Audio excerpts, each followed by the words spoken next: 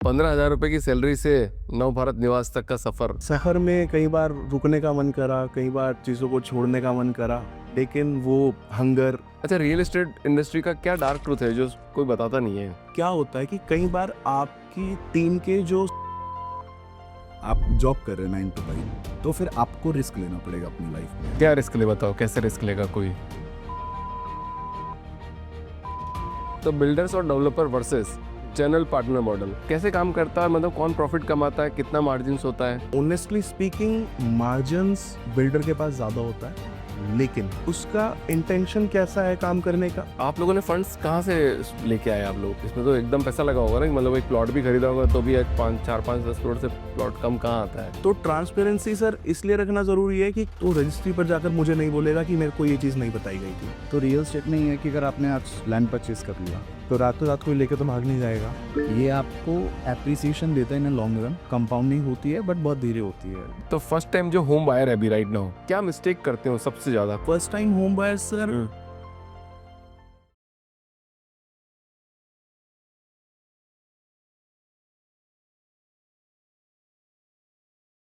Prince ji, Gaurav ji, जी बहुत बहुत स्वागत है आपका thank you. The founders dream के अंदर।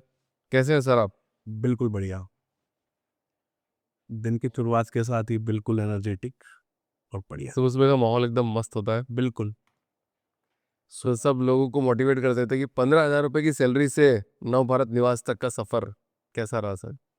सफ़र कैसा रहा? सफ़र में कई बार रुकने का मन करा, कई बार चीज़ों को छोड़ने का मन करा, लेकिन वो हंगर या जो लाइफ से चाहिए था, उस चीज़ ने मोटिवेटेड रखा। गौरव जैसे दोस्त और परिवार का सपोर्ट, इन सब के साथ चलते-चलते चीज़ें सीखी, कैसे क्या लाइफ में चाहिए, कैसे मैं अचीव कर सकता हूँ।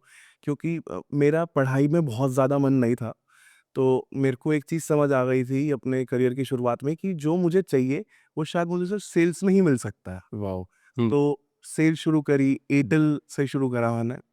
एयरटेल में मैंने अपने आप को देखा कि मैं कर पा रहा हूँ, कैसे सेल करी जा सकती है, क्या-क्या पॉइंट्स है, कैसे कम्युनिकेशन स्किल्स पे काम किया जा सकता है। उसके बाद रियल एस्टेट मेरे एक फ्रेंड ने मेरे को कहा कि आप रियल एस्टेट जॉइन करो, तो रियल एस्टेट जॉइन करा। वहाँ पर टाइम दिया, बिल्कुल ग्राउंड लेवल से, मतलब कि हमारे एक टीम लीडर हुआ करते थे, तो हर सैटरडे संडे इतना प्रेशर सेल का आ जाता था कि वो कहते थे ब्रोशर लो, रोड पे जाओ, क्लाइंट लेके आओ। तो सीखा, उस चीज़ से ही उसको पॉजिटिवली लिया, टाइम दिया। उ कई बार काम करने के बाद भी वो रिवॉर्ड नहीं मिल पाए जो चाहिए थे जीवन से, करेक्ट। टाइम दिया, बट फिर समझ आ गया कि हो जाएगा और करा जा सकता है। तो कौन से ईयर में रियल एस्टेट की मतलब आप कब आए रियल एस्टेट? मैं 2017 एंड में रियल एस्टेट जॉइन कर गया। उसके बाद से ही रियल एस्टेट में ही हूँ। कभी मैंने नहीं सोचा कि मैं छोड़ूँ। मतलब ये आता था कि यार यहाँ नहीं हो पा रहा, कहीं और ट्राई करता हूँ, बट ये नहीं सोचा कि रियल एस्टेट छोड़ दूँ, क्योंकि मुझे समझ आ गया था कि ये समुंदर है और बस 2-2 लोटा पानी निकालते रहो और चलते रहो। तो फिर धीरे-धीरे वो चीज़ें होने लगी।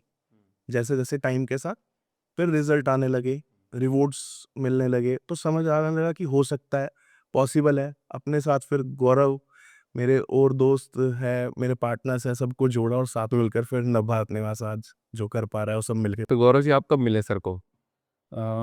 मैं तो बचपन से ही मिला था, से बचपन से ही मिले अभी हम हाईली फ्रेंड्स। और मैं मेरा जो बैकग्राउंड है वो आईटी सेक्टर से है, तो जहाँ मैंने ऑलमोस्ट 10 इयर्स ऑफ जॉब करी आईटी में, और मेरी जॉब ठीक-ठाक चल रही थी। फिर रियल एस्टेट में आने का कभी कोई प्लान नहीं था, क्योंकि मेरे को उसके ऊपर एक्सपर्टीज़ उतनी ज़्यादा थी नहीं। कोई मैनिफेस्टेशन नहीं किया आपने? मैनिफेस्टेशन था मेरा कि ये मेरी फर्स्ट जॉब है और यही लास्ट जॉब है। अच्छा, ठीक। और वो मेरी फर्स्ट थी और उस दिन लास्ट थी। सो अब जैसे-जैसे 10 साल के आस-पास हो गए, जब आप जॉब कर रहे होते हैं तो आपके अंदर इनसिक्योरिटीज़ होती है कि आपकी जॉब कभी भी चली जाएगी, और मन में था कि एक बिज़नेस सेटअप करना है, अच्छा बिज़नेस सेटअप था। मैं और प्रिंस अक्सर डिस्कस करते रहते थे कि हम कुछ अच्छा करते हैं, अच्छा करते हैं। प्रिंस अपनी जॉब कर रहा था, मैं अपनी जॉब कर रहा था। फिर फाइनली एक टाइम आया जहाँ पे प्रिंस ने मेरे को थोड़ा-सा गाइड किया कि हम कैसे रियल एस्टेट में आ सकते हैं, कैसे मैं अपनी एक्सपर्टीज़ यूटिलाइज़ कर सकता हूँ वहाँ पे, और कैसे हम एक कंपनी को स्टार्ट करेंगे एक अच्छे विजन के साथ। तो उस गाइडेंस मिलने के बाद मैंने अपना जॉब को क्विट करा और फिर तब से मैं फिर भारत निवास के साथ हूँ और हम अच्छा कर रहे हैं और होपफुली फ्यूचर में भी बहुत अच्छा करेंगे। पहले देखा जाता था गौरव जी की बड़ी बड़ी कंपनीज ही रियल एस्टेट में आती है, मतलब जिनके पास बहुत भर के पैसा होता है, जिनके लेगेसी बिजनेस होता है, बाप दादाओं ने पैसा दिया अच्छा खासा, फिर वो चल रहा है कंटिन्यू। पर आजकल कुछ सालों से मैं देख रहा हूँ कि नए नए स्टार्टअप रियल एस्टेट में उभर के आ रहे हैं, प्लॉटिंग कर रहे हैं, विलास बना रहे हैं, अफोर्डेबल हाउसिंग बना रहे हैं। तो ये मतलब इतना शिफ्ट हुआ कैसे, मतलब ईज ऑफ डूइंग बिजनेस ज़्यादा हो गया? हुआ क्या हम्म कि कुछ टाइम पहले हम्म एक बड़ी कंपनी इंट्रोड्यूस हुई, इन्वेस्टर्स क्लिनिक, ठीक है, 2010 में। हम्म उन्होंने सेल करने का और कैसे बल्क में सेल कर देने का ये पूरा मॉडल ही बदल दिया।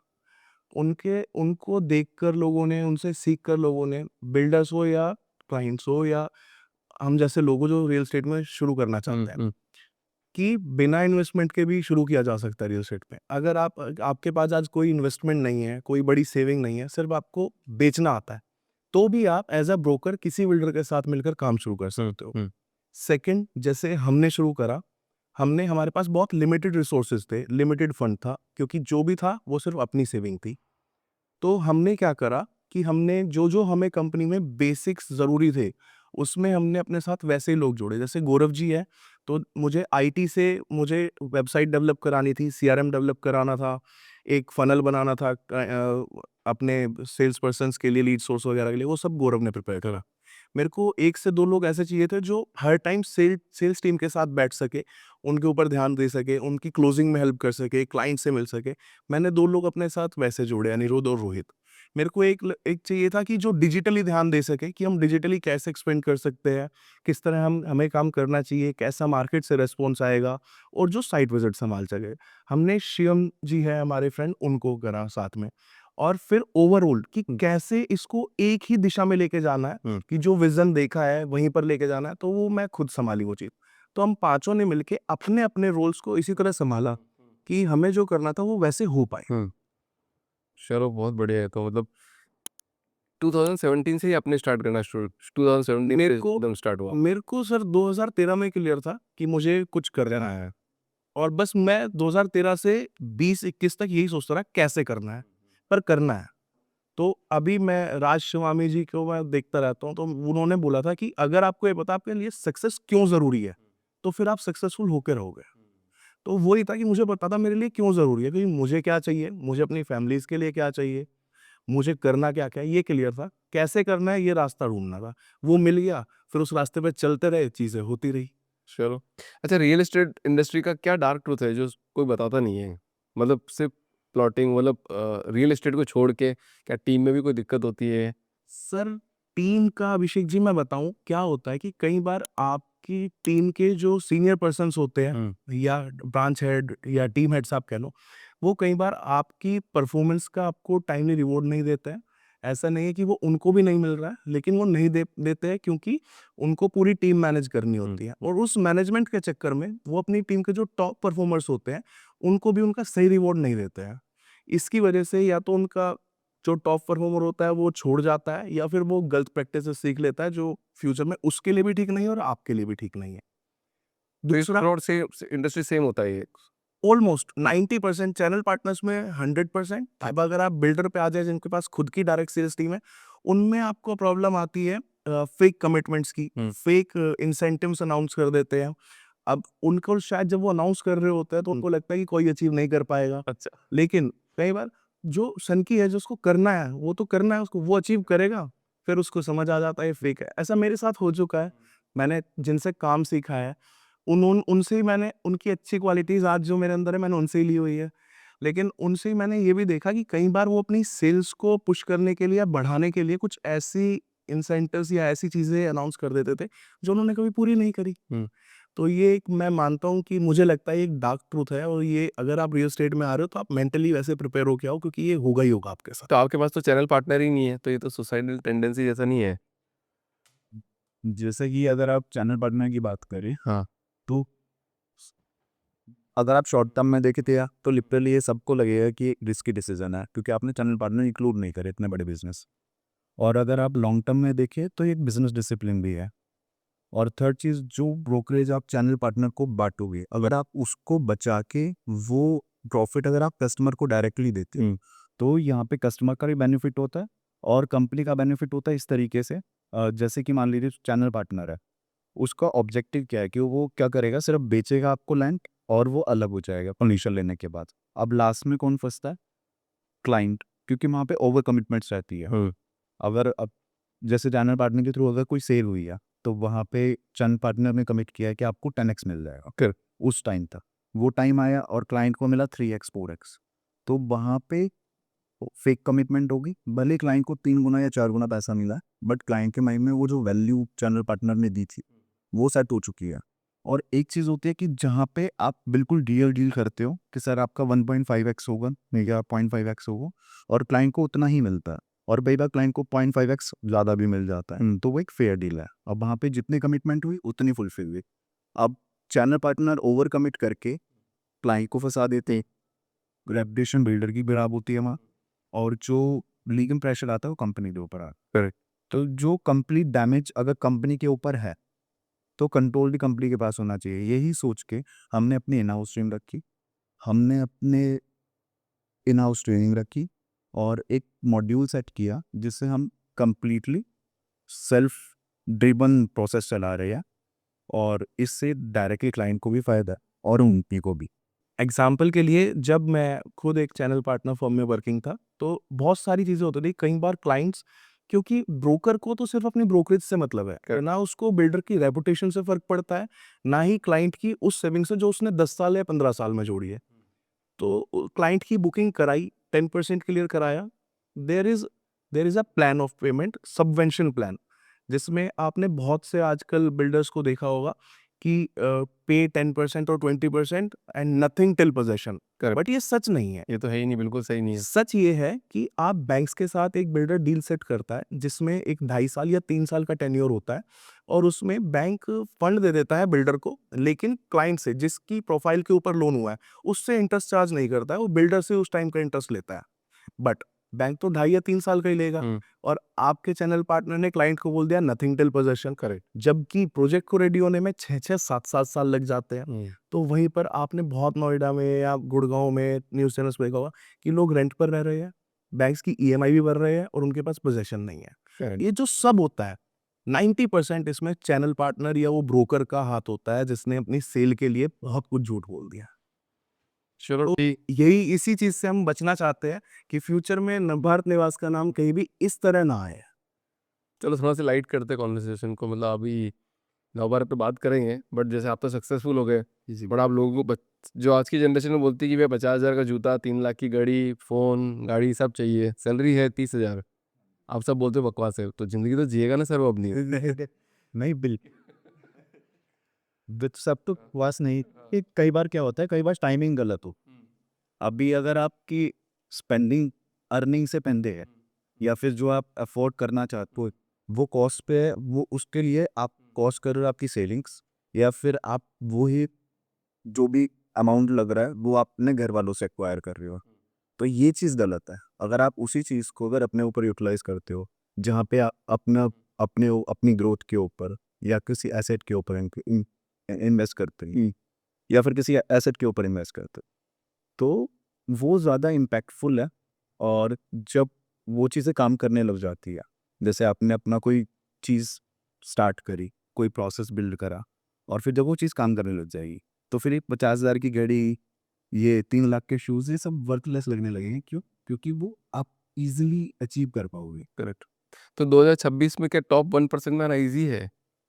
2000, जैसे मैं मिलेनियल जनरेशन से बिलोंग करता हूँ, प्रिंस। मैं भी। हम भी।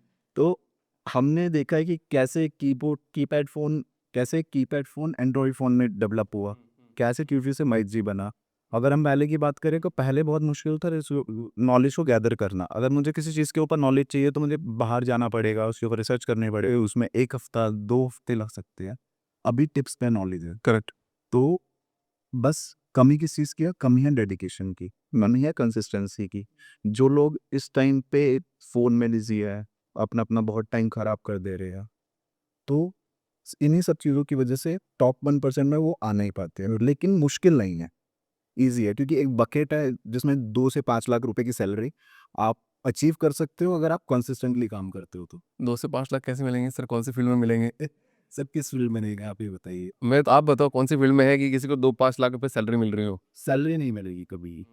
या तो फिर आपको रियल एस्टेट में आना पड़ेगा, आपको अपनी सेल बेचना पड़ेगा। हाँ जी, बेचने वालों को ज़्यादा पैसा है। सेल्स में हमेशा पैसा है। हाँ। और अगर आप सेल्स में नहीं है, हुँ। आप जॉब कर रहे हैं 9 टू 5, तो फिर आपको रिस्क लेना पड़ेगा अपनी लाइफ में। हुँ। वो अमाउंट अर्न क्या रिस्क ले बताओ, कैसे रिस्क लेगा कोई? रिस्क जैसे कि मानिए 9 टू 5 जॉब है, आपने कुछ इमरजेंसी फंड्स अपने बना रखे हैं। हाँ। अब लोगों का क्या है, लोग ना उसी फ़ियर में जीते रहते हैं कि ये इमरजेंसी फंड्स है, हम इसको एग्ज़ॉस्ट नहीं करेंगे। अब अगर आप उसको एग्ज़ॉस्ट करने की ताकत नहीं रखते, आप उस फ़ियर से बाहर नहीं आ पा रहे कि हम इसको एग्ज़ॉस्ट करें, तो फिर आप 9 टू 5 की जॉब कभी छोड़ ही नहीं पाओगे। हुँ। तो आपको सबसे पहले वो फ़ियर छोड़ना पड़ता है।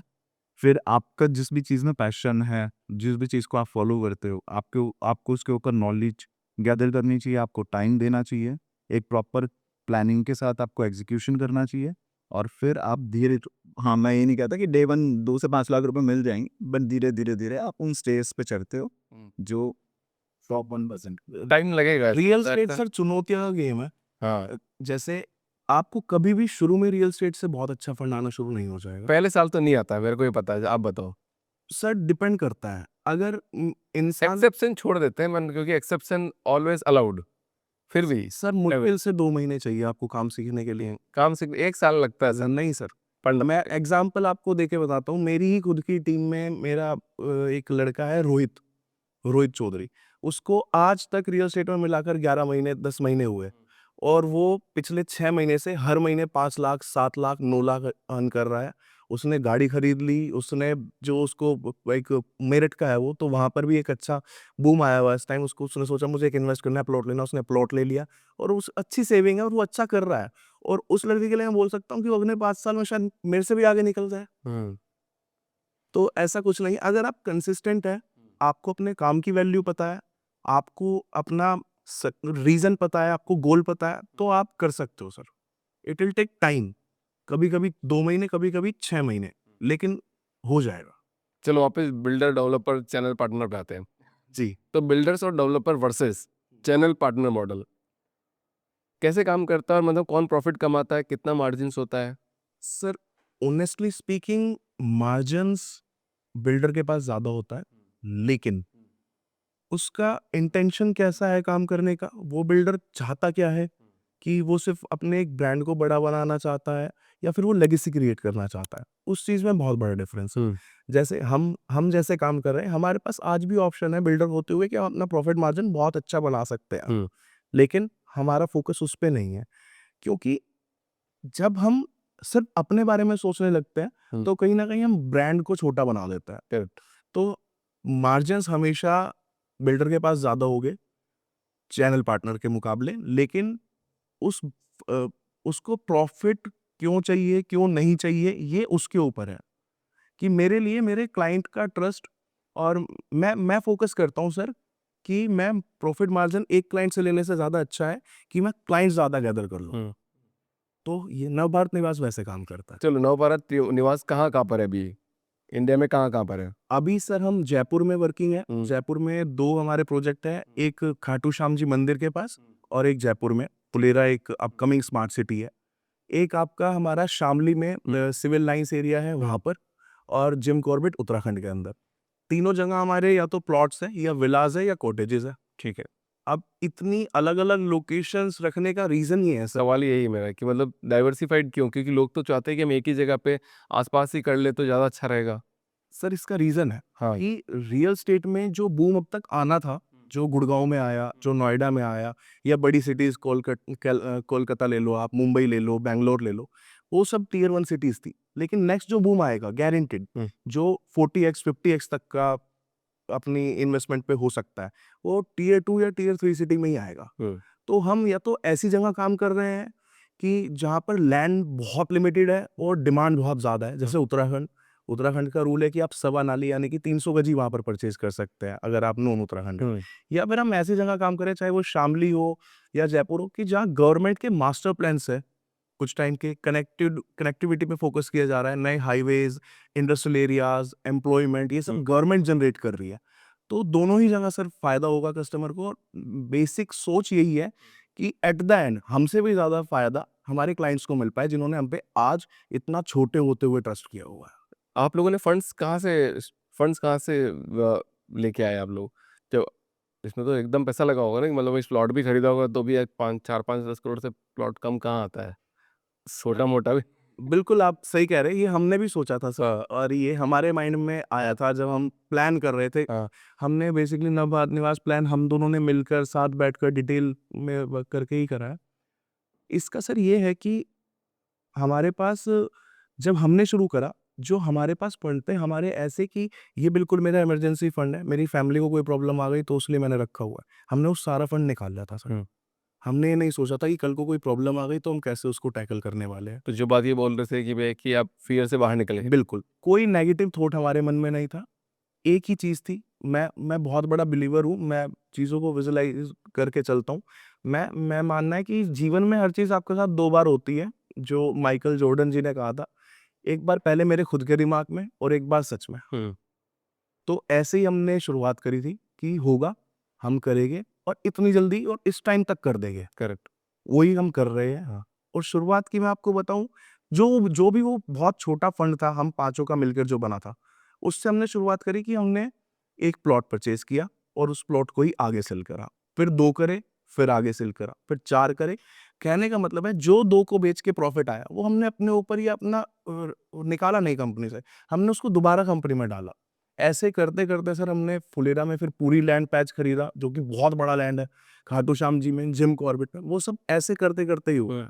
कभी डर नहीं लगता कि मतलब अपने क्योंकि प्लॉट बेचना आसान भी नहीं है इतना, कि कस्टमर मिलना उस टाइम पे, सब कुछ होना, अपनी रेट मिलना। तो कभी डर नहीं लगा कि यार ये प्लॉट अगर मैंने खरीद लिया और ये बेचने में लेट हो गया, तो क्योंकि ये तो सब इन्वेंटरी का गेम है, आपने तुरंत खरीदा और आपने अगर एक टाइम पीरियड में इसको सेल नहीं किया, तो फिर तो आपके पास पैसे की टेंशन हो जाएगी। सर अगर मुझे अपने प्रोडक्ट का इन एंड आउट पता है हाँ। और अगर मुझे अपने प्रोडक्ट की वैल्यू है, तो मैं कहीं भी बेच दूँगा उस प्लॉट को। मैं कहता हूँ जो भी मैंने आज तक इस 1 साल में कर लिया, अगर मैं 1 साल से वापस मुझे कोई पीछे ले जाए, मैं गारंटी आपको देता हूँ मैं ये सब दोबारा कर दूँगा।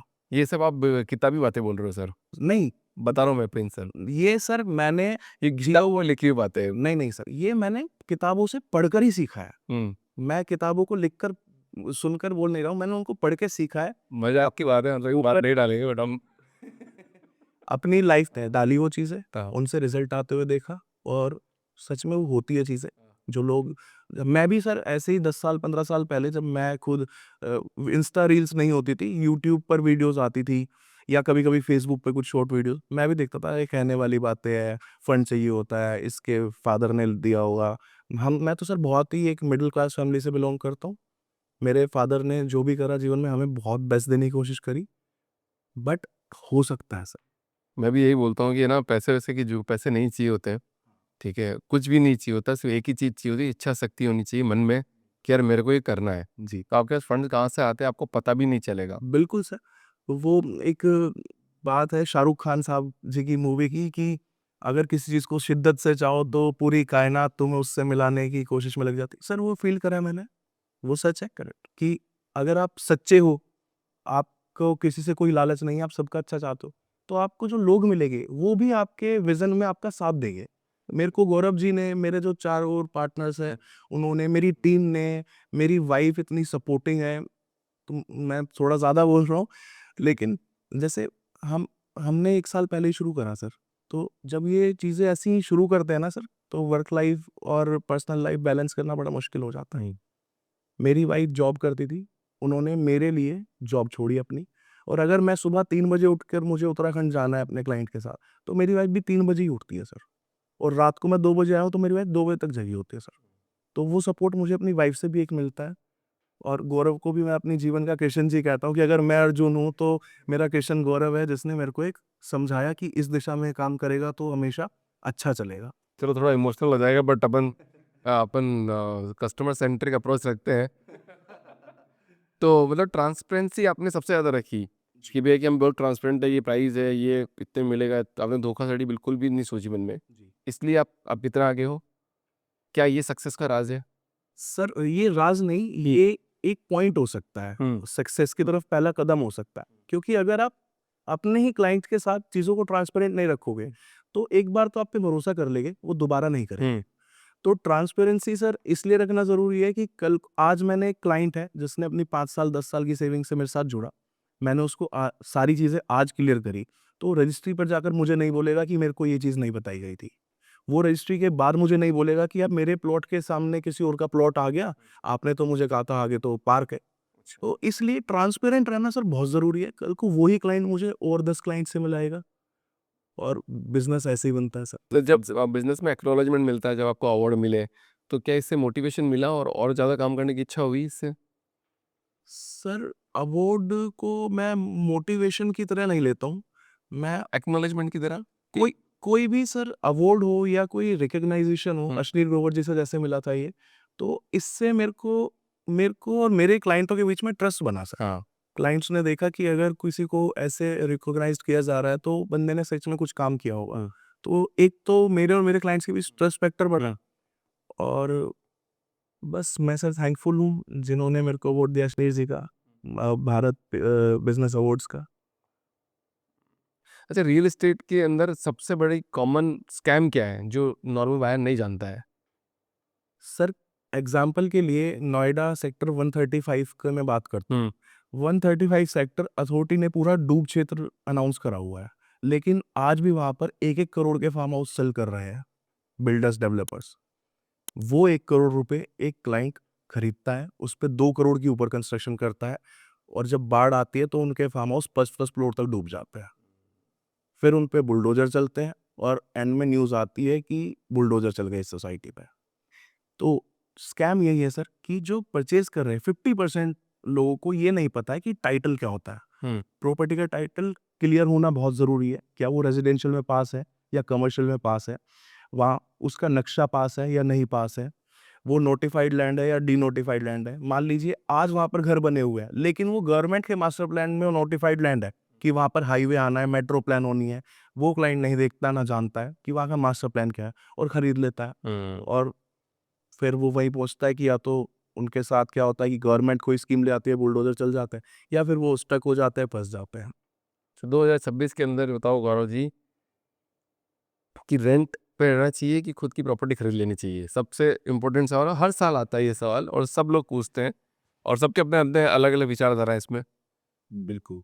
जैसे कि 2026 में अगर आप देखें तो सैलरी बकेट इंक्रीज हुआ था, लेकिन अब इमरजेंसी फंड्स जैसे ही कोई पर्सन इकट्ठे कर लेता है अपने पास, उसके बाद इन अर्ली कैरियर जैसे 1 या 2 साल हुए हैं यही जॉब करते थे, तब तो आप अपने फंड्स इकट्ठे करो और रेंट पे रहना इज ओके, बट हमेशा आपका एक ओनरशिप वाला माइंडसेट होना चाहिए। करेक्ट। जैसे ही आपके पास इमरजेंसी फंड्स इकट्ठे होते हैं, आपको अपना खुद का होम बाय करना चाहिए।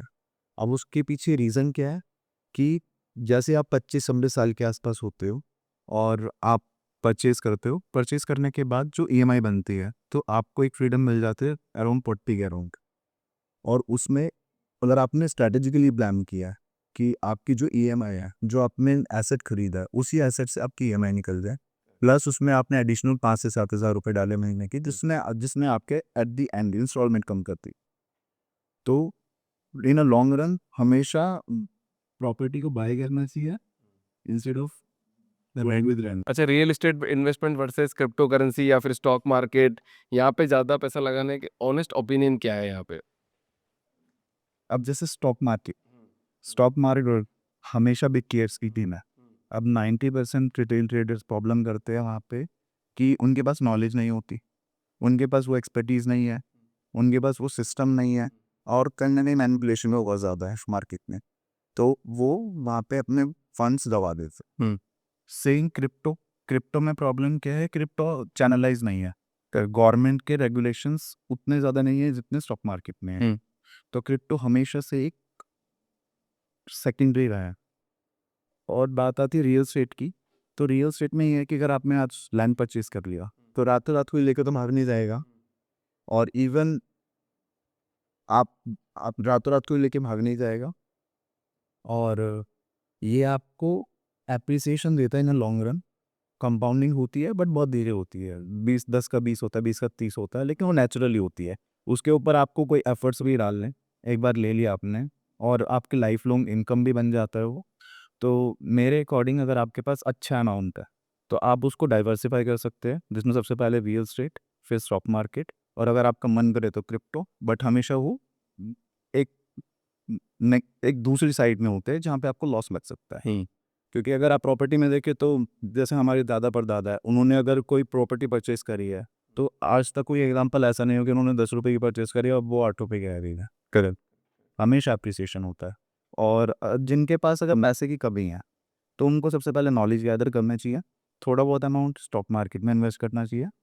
अगर सीख जाते हैं, ग्रेड नहीं है उनके अंदर, अपनी ग्रीड को कंट्रोल कर सकते हैं, कंट्रोल के साथ अगर वो स्टॉक मार्केट में तो चलते हैं, बट एट द एंड उनको रियल एस्टेट में इन्वेस्ट करना चाहिए।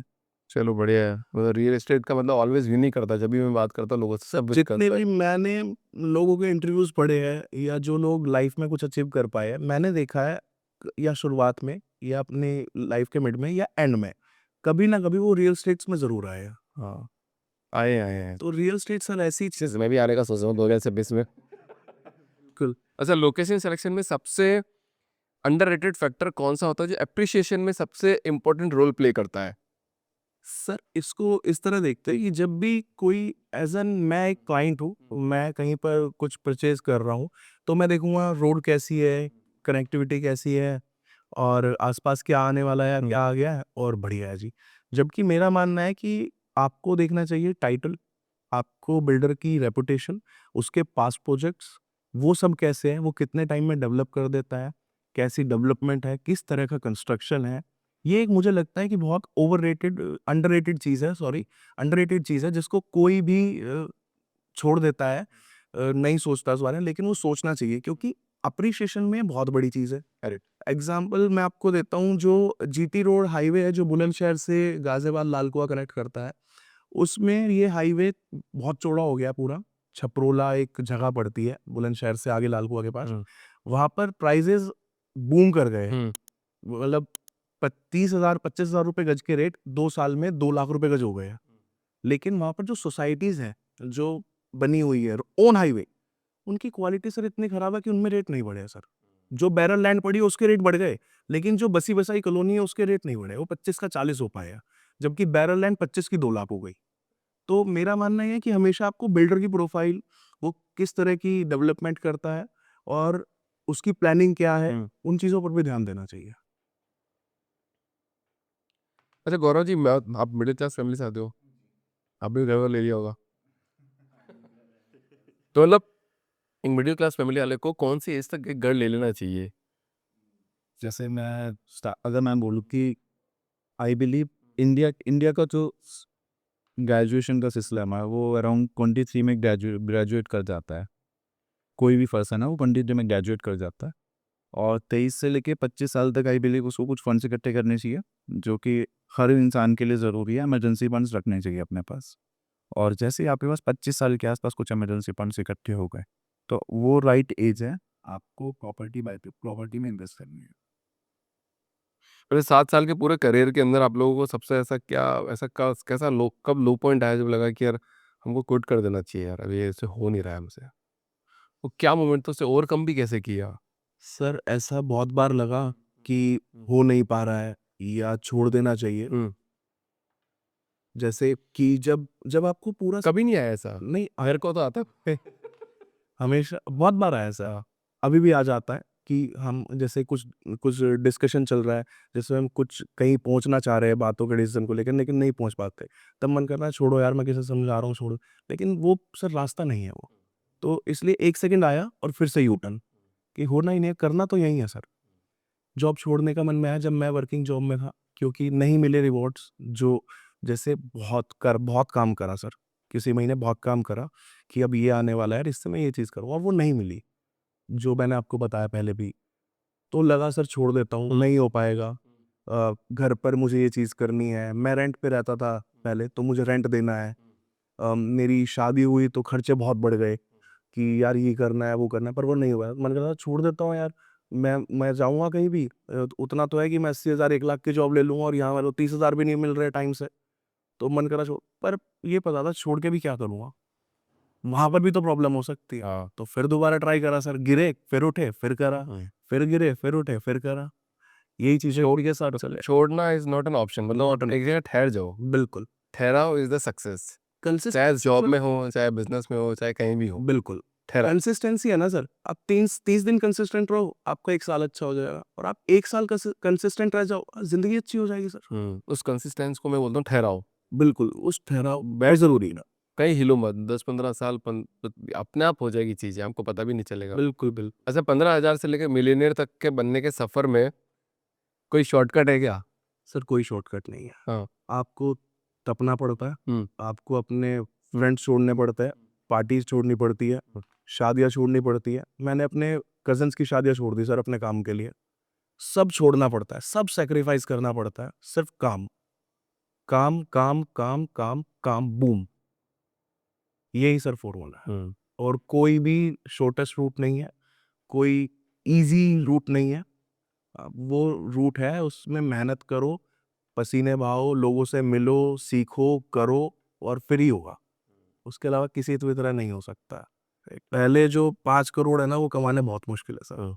तो कोई शॉर्टेस्ट रूट नहीं है। पहले 5 करोड़ कमाना मुश्किल है, 50 करोड़ कमाना उससे भी ज़्यादा मुश्किल है। नहीं, अगर आपने सर 0 से 5 करोड़ करा है ना सर, तो फिर 5 का 50 तो ऐसे हो जाएगा। फिर 50 से 100 वो भी ऐसे ही हो जाएगा सर। वो भी ऐसे ही हो जाएगा। 100 का 1000 भी हो जाएगा। पहले 5 अगर आपने कर लिए, हाँ। तो फिर आप बाकी सब तो ईज़िली कर जाओगे सर, क्योंकि फिर आपको पता है कैसे करना है। हुँ। मेरा यही मानना है कि अगर आपको पता है कैसे करना है, तो हो जाएगा सर। चाहे आप 10 बार गिरोगे, 1000 बार गिरोगे, लेकिन होगा ज़रूर। हुँ। तो अच्छा, जो रियल एस्टेट में नया एंट्री लेवल जॉब ले रहा है, क्योंकि हर साल बहुत लोग आते हैं, बहुत लोग निकलते हैं। क्या ऑनेस्टी से वास्तव में पैसा कमाया जा सकता है स्टार्टिंग में? या झूठ बोलना ज़रूरी ही है? नहीं, सर अगर आप कंसिस्टेंट हो, डेडिकेटेड हो अपने काम के लिए और आपको पता है कि जो मैं कर रहा हूँ, वो मैं क्यों कर रहा हूँ, मेरे लिए ज़रूरी है। तो आप एंट्री लेवल पे भी, मतलब एंट्री लेवल से मेरा मतलब पहला दूसरा मंथ नहीं है हुँ। कि 6 महीने मान लीजिए या 8 महीने, तो आप उतना कर सकते हो जितना कोई 5 साल 10 साल पढ़ाई करके भी नहीं कर पा रहा है। एग्ज़ाम्पल कोई आईटी सेक्टर में है, मैं गौरव जी को भी बहुत बार ये एग्ज़ाम्पल दे चुका हूँ कि आप इतने साल पढ़ाई करी, आपने 6 से 7 साल पढ़ाई करी घर से दूर रह के और कहाँ पहुँचे 90,000 सैलरी पे, सवा लाख सैलरी पे। तो सर रियल एस्टेट में वो बहुत आसानी से अचीव करा जा सकता है, अगर आपके इंटेंशंस क्लियर और प्योर है। परफेक्ट है। तो फर्स्ट टाइम जो होम बायर है अभी राइट नाउ, क्या मिस्टेक करते हो सबसे ज़्यादा? कॉमन मिस्टेक सब लोग करते ही करते हैं। चाहे वो कितना ही यूट्यूब देख ले, चाहे कितना इंस्टाग्राम देख ले, फिर भी करते ही करते हैं। First time home buyer sir, हुँ। मैं मेरे साथ गौरव जी बैठे हैं, मैं गौरव जी का एग्ज़ाम्पल देता हूँ। गौरव जी ने बहुत पहले, तब मैं रियल एस्टेट में नहीं था, तब कोई आज तक चैनल पे कोई इंटरव्यू देखकर और उनके सुझाव पर एक प्रॉपर्टी में इन्वेस्ट कर लिया। ना इन्होंने सर बिल्डर की प्रोफाइल देखी, ना उसके पास्ट प्रोजेक्ट्स देखे, ना उसकी क्रेडिबिलिटी देखी और इन्होंने परचेज़ कर लिया। उसके बाद वो डेवलपर बिल्डर गायब हो गया सर 5 साल बाद। तो गौरव जी की सेविंग्स तो लिखी उससे। अरे! तो फर्स्ट टाइम यही है सर कि आपको सब चीज़ देखनी चाहिए। आप अपनी मनी को मैनेज करके चलो, आगे बिल्डर को देखो, कहाँ पर उसका प्रोजेक्ट है, क्या कल को वहाँ होने वाला है और हमें कब मिलेगा, तभी आपको बाय करना चाहिए। वैसे गौरव जी, इस जनरेशन के लिए जो एवरीवन इज़ लॉस्ट वाली जनरेशन है, ऐसा बोलते हैं। मेरे को तो नहीं दिखता, बट मेरे को लगता है कि ये जेन ज़ी जनरेशन ज़्यादा मेहनत कर रही है, ठीक है? अच्छा, जितने मेरे साथ काम करते हैं, मेरे साथ काम करने वाले कम से कम 200 लोगों में 200 ही लोग जेन ज़ी होंगे। मैं काम सबसे काम करता हूँ, वो सबसे ज़्यादा काम करते हैं और कर लेते हैं मेरे हिसाब से। बट सब ऐसा बोलते हैं कि लॉस्ट है। तो आपको क्या लगता है, क्या एडवाइस है इन लोगों के लिए? लॉस से मतलब वो नहीं है कि जो लोग एफर्ट्स डाल रहे हैं, लॉस से मतलब है कि जो लोग लिटरली टाइम खराब कर रहे हैं। अगर फ़ोन चला रहे तो फ़ोन नहीं चला रहे, लाइफ का कोई पर्पस नहीं, लाइफ में कुछ सोचा नहीं है, लाइफ में कोई विजन नहीं है, तो इन्हीं लोग लॉस कैटेगरी में आते हैं। और इन लोगों के लिए एक ही एडवाइस है कि उठो, बाहर जाओ, रिस्क लो और कुछ लाइफ में अचीव करो। हुँ। हुँ। तो Prince sir, Navbharat times, sorry Navbharat निवास की क्या रिस्पॉन्सिबिलिटीज़ है समाज के प्रति? सर रिस्पॉन्सिबिलिटी ये है कि मैं इस तरह से नवभारत निवास को मानता हूँ सर कि कोई क्लाइंट जिसने अपना 10 साल का जोड़ा हुआ पैसा इन्वेस्ट कर दिया है और अगर वो पैसा डूब गया या वो पैसा कम हो गया या फ्रॉड हो गया, तो सर वो मेरी रिस्पॉन्सिबिलिटी है। मैं अपनी फैमिली की तरह अपने क्लाइंट्स को भी मानता हूँ कि जो भी वो इन्वेस्ट कर रहे हैं आज, भले ही हमारे प्रोजेक्ट्स दूर हैं, जो क्लाइंट के लिए रीचेबल नहीं है, कई बार लोगों के मन में डर आता है इतनी दूर लूँगा तो मैं क्या करूँगा? लेकिन मैं उनको गारंटी देता हूँ, अश्योर करता हूँ कि जो भी वो परचेज़ कर रहे हैं, वो 100% सेफ और गवर्नमेंट अप्रूव्ड है। फ्यूचर में किसी भी तरह का डिस्प्यूट आपको नहीं आएगा। मैं वही कमिटमेंट के साथ काम करता हूँ सर, वही मेरी रिस्पॉन्सिबिलिटी है कि किसी भी मेरे क्लाइंट को, आज वो 500 है, कल वो 5000 हो गए, किसी भी सिंगल क्लाइंट को किसी भी तरह से कोई वहाँ पर डिस्प्यूट ना आए और उसके पैसे में किस तरह से कोई कमी ना आए। ये मेरी रिस्पॉन्सिबिलिटी है, इसको मैं चाहता हूँ ऐसे ही निभाता। तो प्रिंस सर ना एक चीज़ बताओ कि जो लोग भी ऑफिस पॉलिटिक्स में फ्रस्ट्रेटेड है, वो कैसे बाहर निकलेंगे? क्या उनके लिए क्या एडवाइस है? बाहर निकलना सर एज़ इन क्विट करना या सीखना कैसे? दोनों चीज़ में हो सकता है। सर क्विट करना तो मेरे हिसाब से ऑप्शन नहीं है। मैं बिल्कुल भी क्विट नहीं करना चाहिए। मेरे हिसाब से कुछ भी हो रहा है, कैसा भी चल रहा है सर, आपको सर प्रोसेस को सीखना चाहिए। अगर आप उसी फील्ड में काम करना चाहते हैं, आप प्रोसेस सीखो, लेवरेज बनाओ, अपने काम से दिखाओ, अपने नंबर्स झूठ नहीं बोलते सर। अगर सेल्स में मैं हूँ, तो अपने नंबर्स बढ़ाओ, मेरे में काम दिखाओ। उसके बाद जब आप इन एंड आउट चीज़ें सीख चुके हो, तब आप कुछ प्लान कर सकते हो, या तो आप अपना अपना कुछ सेट कर सकते हैं या फिर अच्छी जगह आपको ज़रूर मिल जाएगी। जैसे आपने इतना टाइम दिया है, सीखा है, जैसे मैं अपने लिए बोलूँ, मुझे भी इतना टाइम, मैं ऐसी-ऐसी जगह से निकल के आया कि कुछ भी नहीं दिख रहा है, गलत हो रहा है, मेरी चीज़ें मेरी मैंने बहुत काम करा लेकिन मेरे को नाम नहीं मिला, तो फिर मेरे को नवभारत निवास मिल गया ना सर। तो ऐसे ही अगर आप काम करते जाओगे, आप चीज़ों को सीखोगे, सीखने में लोगे, तो ज़रूर सर आप कर लोगे और अच्छी जगह भी आपको मिल ही जाएगी। चलो सर, इस पॉडकास्ट का एक आखिरी सवाल आपसे जी। कि नवभारत निवास का क्या मिशन विज़न है आने वाले 5-10 सालों का? सर सिंपल मिशन है कि हम इंडिया की हर स्टेट में काम कर रहे हो, जहाँ-जहाँ डेवलपमेंट हो रही हो, हम वहाँ-वहाँ डेवलपमेंट से पहले हो, ताकि हम मैक्सिमम प्रॉफिट अपने क्लाइंट्स को दे पाएँ और मैक्सिमम प्रॉफिट खुद ले पाएँ। करेक्ट। सेकंड, मेरे नवभारत निवास सर मेरे लिए कंपनी नहीं है। ना मैं उसको अपनी कंपनी इस तरह देखता हूँ कि मेरी कंपनी है, मुझे बड़ी बनानी है, पैसा कमाना है। नहीं, मैं रिस्पॉन्सिबिलिटी की तरह देखता हूँ। मुझे लेगेसी क्रिएट करनी है सर। मैं आप दोनों को? हम पाँचों को ही 5? हम 3 डायरेक्टर्स हो रहे हैं। अच्छा, आज ही आने का है भाई। तो हमें लेगेसी क्रिएट करनी है सर। हाँ। हमारा मोटिव इस ब्रांड को हुँ। एज़ एन कंपनी ऐसे बड़ा बनाना नहीं है। हमारा मतलब है कोई नवभारत निवास का नाम ले, तो बहुत ट्रस्ट के साथ ले और उसको पता हो कि क्या वैल्यू है, कि नवभारत निवास से अगर कोई मेरे को समझा रहा है, तो फिर वो सही समझा रहा है। तो मैं वही मेरा विज़न है सर, वही मैं लेकर जाना चाहता हूँ। चलो सर, इस पॉडकास्ट की एक ही लर्निंग मेरे को लगती है, वो ये है कि समय आने पर फल भी मिलता है और समाधान भी मिलता है। बिल्कुल, बिल्कुल सही बात है सर। बहुत-बहुत धन्यवाद thank you sir. Saurabh ji, Prince ji. Thank you. बहुत सॉलिड काम कर रहे हैं, ऐसे ही करते रहिए, क्योंकि जब नए-नए स्टार्टअप आते हैं तो देश की अर्थव्यवस्था में थोड़ी मजबूती मिलती है। आज मैंने द फाउंडर्स जिम स्टार्ट किया, मैं सब लोगों से रिक्वेस्ट करता हूँ, अगर पॉडकास्ट देखते हो तो सब्सक्राइब ज़रूर करो। देखते सब है सर, ऐसे देखते हैं एक आँख से। देखते सब है पर सब्सक्राइब नहीं कर हुए, वो सब्सक्राइब करना बहुत इंपॉर्टेंट है आप लोगों के लिए। सब्सक्राइब करोगे तो अच्छा कंटेंट मिलेगा। मेरी रीच कम है, बट बहुत इम्पैक्टफुल रीच है। पूरे इंडिया में एकमात्र चैनल ऐसा है सर ये, जिसने 500 प्लस पॉडकास्ट किए हैं 1 साल में। जी, डेडिकेशन है सर। और सारे founder, from aspiring founder to mid level founder to billionaire founders, वो सब कहीं न कहीं उनकी एक रील में या फिर उनके फीड में अभिषेक व्यास का द फाउंडर्स ड्रीम आता ही आता है। बिल्कुल सर, आता रहेगा। डेडिकेशंस प्योर होनी चाहिए। काम होता है, वो कृष्ण जी कहते हैं कि आपको क्या पता आप हारोगे या जीतोगे? आपको पता है कि आपको करना है, राइट? तो आप कर्म करते रहिए, फल तो ऊपर वाला दे देगा। Thank you. Thank you Abhishek ji.